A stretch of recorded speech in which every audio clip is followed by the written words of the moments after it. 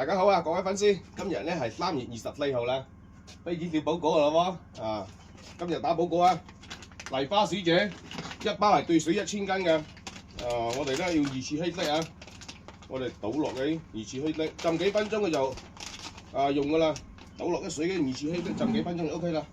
呢啲係氣效座，依家咁嘅溫度咧就加到幾多啊？100斤水加到30到40毫升，我今日咧加到35毫升，加多啲啊！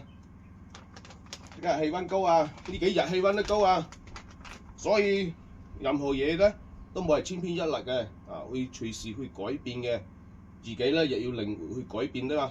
紅橙哥所分享俾大家嘅，亦都要靠大家去自己動下腦，改變下。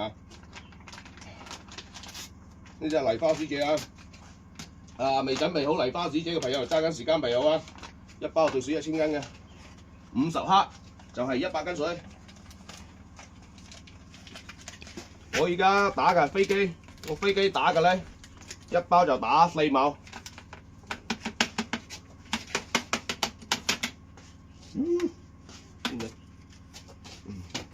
記得戴個口罩啊！你哋喺沖熱啊！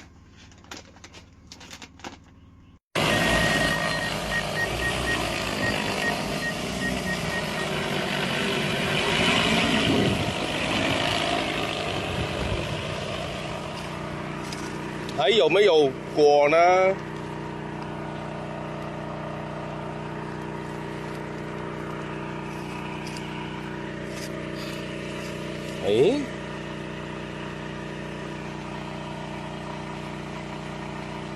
很大個了吧，荔枝嗎？